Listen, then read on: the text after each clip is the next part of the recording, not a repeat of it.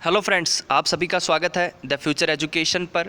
इस वीडियो में आपको द फ्यूचर एजुकेशन उपलब्ध करवाएगा जानकारी जीओपी एसएसएससी हेल्थ वर्कर की जो वैकेंसी निकली हुई है उत्तर प्रदेश में स्वास्थ्य कार्यकर्ता महिला की वैकेंसी की पूरी डिटेल।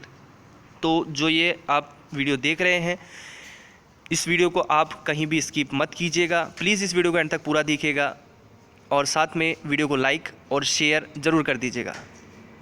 चैनल को सब्सक्राइब नहीं किया है तो चैनल ज़रूर से सब्सक्राइब कर लीजिएगा, आगे भी आपको सटीक नोटिफिकेशन मिलते रहें। इसके लिए आपको बता देना चाहेंगे, चैनल आपको केवल सटीक जानकारी ही उपलब्ध करवाता है, तो प्लीज़ चैनल सब्सक्राइब ज़रूर से कर लीजिएगा। तो फ्रेंड्स, आपको बता देना चाहेंगे कि ये जो वीडियो है उसमें आपको बताएंगे कि उत्तर प्रदेश में जो निकली हुई है स्वास्थ्य कार्यकर्ता महिला की भर्ती, इसमें आपके कितने पद हैं, कब किस तारीख से लेकर किस तारीख तक आप आवेदन कर सकते हैं, क्या इसमें आयु सीमा है, किस कैटेगरी में कितने पद निकले हुए हैं, कौन इसमें ये फार्म भरने के लिए एलिजिबल है, साथ में क्या शुल्क रहने वाला है, और इसके साथ में आपको इसमें बताएंगे कि क्या परीक्षा का कार्यक्रम रहने वाला है। तो इस वीडियो को आप एंड तक पूरा ज़रूर से देखिएगा, कहीं भी स्किप मत कीजिएगा। सबसे पहले हम बात करना चाहेंगे भर्ती के बारे में। उत्तर प्रदेश अधीनस्थ सेवा चयन आयोग यानी यूपीएसएसएससी हेल्थ वर्कर स्वास्थ्य कार्यकर्ता महिला की ये भर्ती निकली हुई है। ऑनलाइन आवेदन प्रारंभ होने की जो तिथि है वो है 15/12/2021। 15 दिसंबर 2021 से फॉर्म ओपन हो चुके हैं। ऑनलाइन आवेदन शुल्क जमा करने की, आवेदन सबमिट कराने की अंतिम तिथि है आपके दोस्तों 5 जनवरी 2022। 5 जनवरी 2022 तक आप आवेदन कर सकते हैं। आवेदन में संशोधन की अंतिम तिथि 12 जनवरी 2022 है। 12 जनवरी 2022 तक आप ऑनलाइन जो आवेदन कर रहे हैं उसके अंतर्गत अगर कोई त्रुटि रहती है तो उसमें संशोधन भी कर सकते हैं। ये भी इसके लिए भी बोर्ड ने अंतिम तिथि जारी की है। आपको बता देना चाहेंगे कि यहाँ पर 5/1/2022 तक आप आवेदन कर सकते हैं, लास्ट डेट है। और जो आप आवेदन में संशोधन करा सकते हैं उसकी डेट है 12 जनवरी 2022। अब हम स्क्रॉल करके थोड़ा नीचे आते हैं। यहाँ पर जो आप सभी देख सकते हैं, यहाँ पर आपके बताया गया है कुल पदों के बारे में। कुल पद जो रहे हैं दोस्तों, तो वो रहे हैं आपके स्वास्थ्य कार्यकर्ता महिला के कुल रिक्त पद 9212 पद हैं। इसमें भारत के नागरिकों से ऑनलाइन आवेदन आमंत्रित किए जाते हैं। 9212 है। यहाँ पर किस श्रेणी में कितने पद हैं वो भी आपको इस वीडियो में डिटेल उपलब्ध होगी, तो इस वीडियो को पूरा ज़रूर देखिएगा।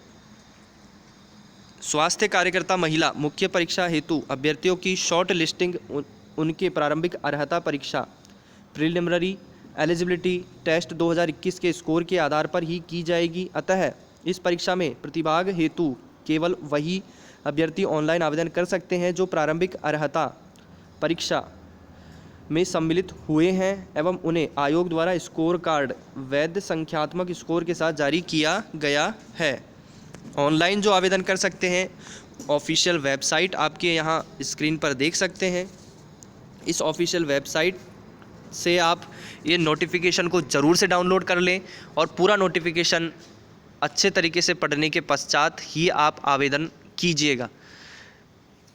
ऑफिशियल जो साइट दी हुई है इसी के आधार पर आप हर कार्य कीजिएगा और इसी के आधार पर आवेदन कीजिएगा ऑनलाइन, और नोटिफिकेशन को ज़रूर पूरा पढ़ लें, उसके पश्चात ही आवेदन करें। आवेदन संबंधी जो प्रक्रिया आपके रहने वाली है वो आपको इस नोटिफिकेशन में मिल जाएगी। सारी डिटेल दी हुई है, आवेदन किस आधार पर कराना है और क्या क्या आपके यहाँ पर सूचनाएं भरनी है, वो सारी डिटेल आपको इस नोटिफिकेशन में मिल जाएगी। सारी डिटेल दी हुई है इस नोटिफिकेशन में।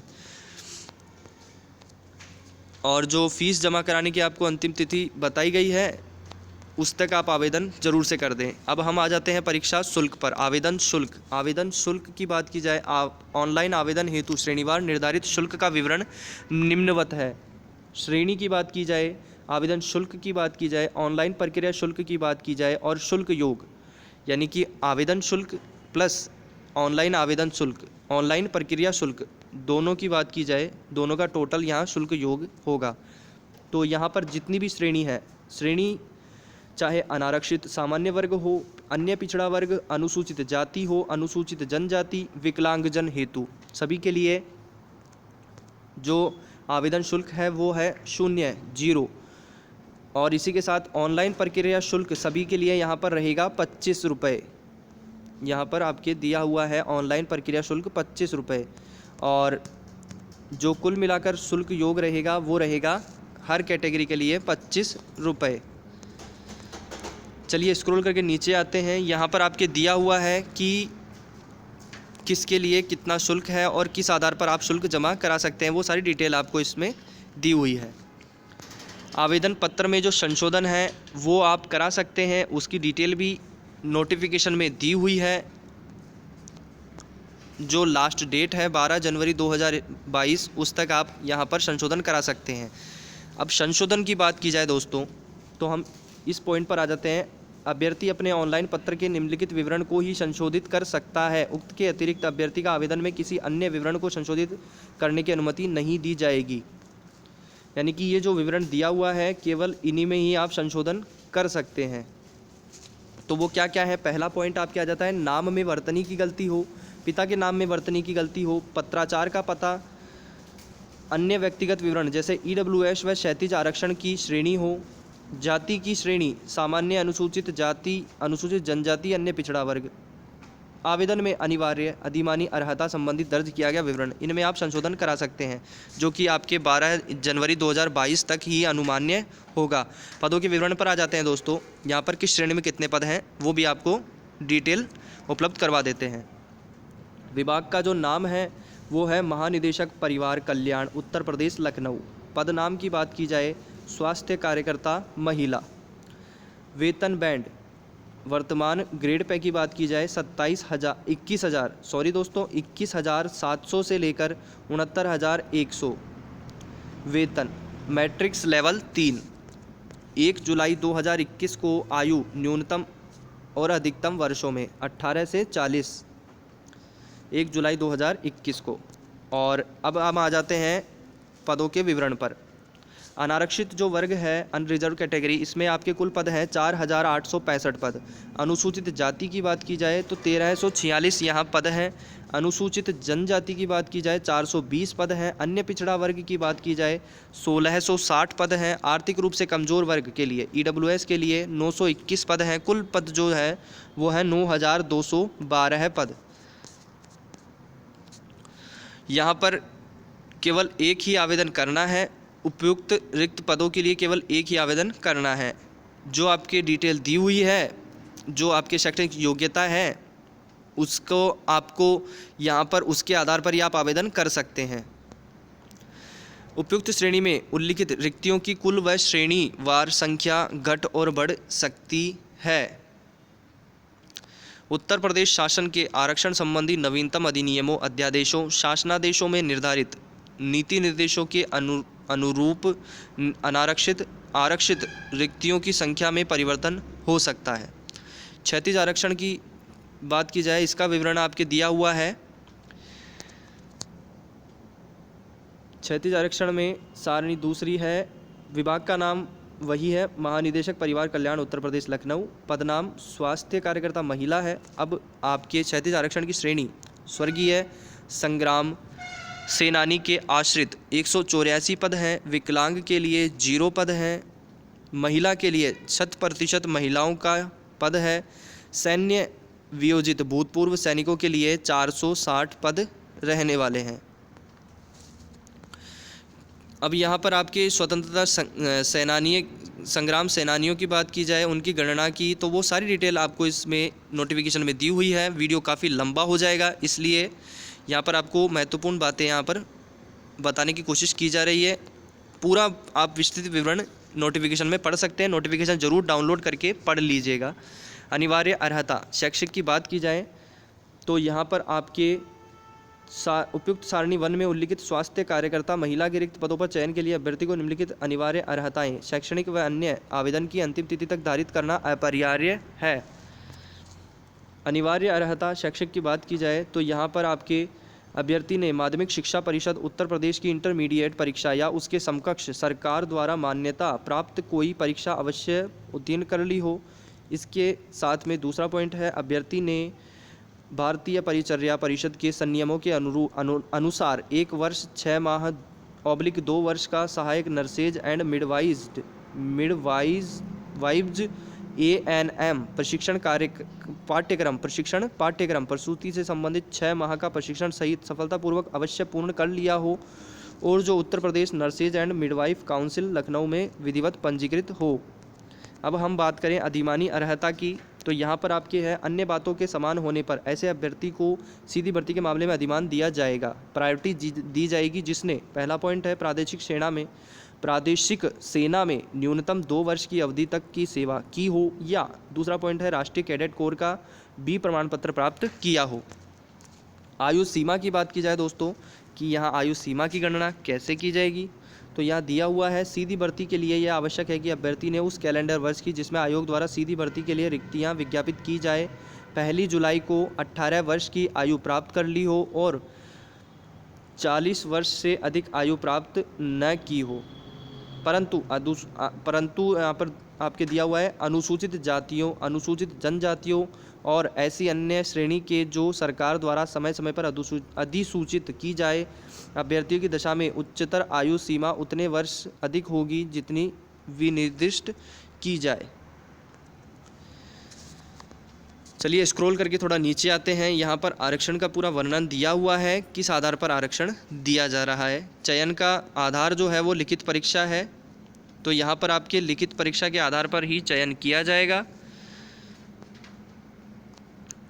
यहाँ पर आपके ये जो विशेष नोट है, महत्वपूर्ण बिंदु है, इन्हें भी आप पढ़ लें अवश्य रूप से। यहाँ दिया हुआ है, परीक्षा योजना की बात की जाए तो यहाँ पर आपके परीक्षा योजना एवं पाठ्यक्रम, लिखित परीक्षा 1 पाली की होगी जिसमें कुल प्रश्नों की संख्या 100 होगी तथा समयावधि 2 घंटा 120 मिनट की होगी। परीक्षा के लिए प्रश्न जो होंगे वो वस्तुनिष्ठ होंगे और बहुविकल्पीय प्रकार के रहेंगे। प्रत्येक प्रश्न का 1 अंक होगा। यहाँ पर नेगेटिव मार्किंग की जाएगी, यह भी ध्यान दीजिएगा। नेगेटिव मार्किंग है जो गलत उत्तर पर उस प्रश्न के प्रत्येक गलत उत्तर पर उस प्रश्न के पूर्णांक का 1/4 अर्थात 25% होगा। लिखित परीक्षा हेतु परीक्षा का जो पाठ्यक्रम है वो निम्न प्रकार है। परीक्षा योजना आपके दी हुई है कि विषय जो है वो विषयगत ज्ञान रह जाएगा और प्रश्नों की जो संख्या है वो 100 रहेगी। निर्धारित कुल अंक जो है वो 100 रहेंगे और समयावधि 2 घंटा 120 मिनट है। यहाँ पर सिलेबस भी आपके नोटिफिकेशन में दिया हुआ है दोस्तों, तो ये जो सिलेबस है आप इसे ज़रूर पढ़ लें। सिलेबस आपको इस नोटिफिकेशन में ही मिल जाएगा।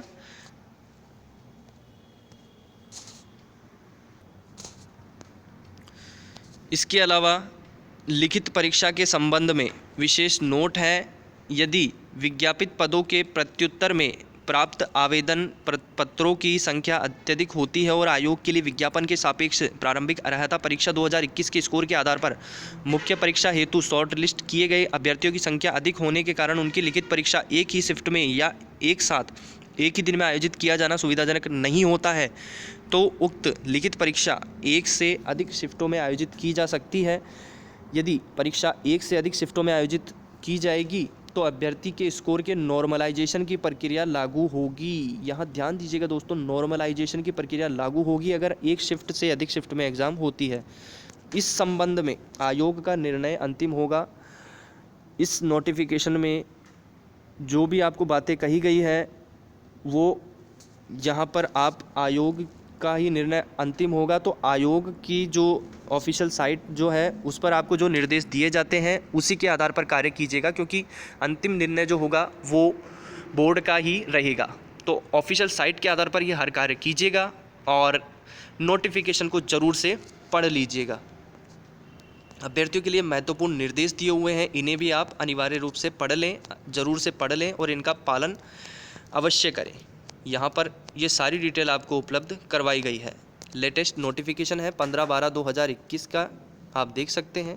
नीचे आपके परफॉर्म दिए हुए हैं। यहाँ पर जाति प्रमाण पत्र के आधार पर अन्य पिछड़ा वर्ग है, आपके अनुसूचित जनजाति है, अनुसूचित जाति है, इन सब के यहाँ परफॉर्म दिए हुए हैं दोस्तों। विकलांगों के लिए प्रमाण पत्र हैं, तो यहाँ आपके सारे परफॉर्मेंस भी मिल जाएंगे इसी नोटिफिकेशन में। तो ये भी आप यहाँ से देख सकते हैं, डाउनलोड कर सकते हैं। तो ये सारी डिटेल आपको उपलब्ध करवाई गई है। आई होप फ्रेंड्स आपको वीडियो अच्छा लगा होगा। प्लीज़ लाइक कर दीजिए, शेयर कर दीजिएगा और ऑफिशियल वेबसाइट को अनुसरण कीजिएगा और ऑफिशियल वेबसाइट के आधार पर ये हर कार्य कीजिएगा। और वीडियो को लाइक शेयर ज़रूर कर दीजिएगा। चैनल सब्सक्राइब नहीं किया है तो चैनल ज़रूर से सब्सक्राइब कर लीजिएगा। अगले वीडियो में आपसे जल्दी मिलते हैं। धन्यवाद दोस्तों।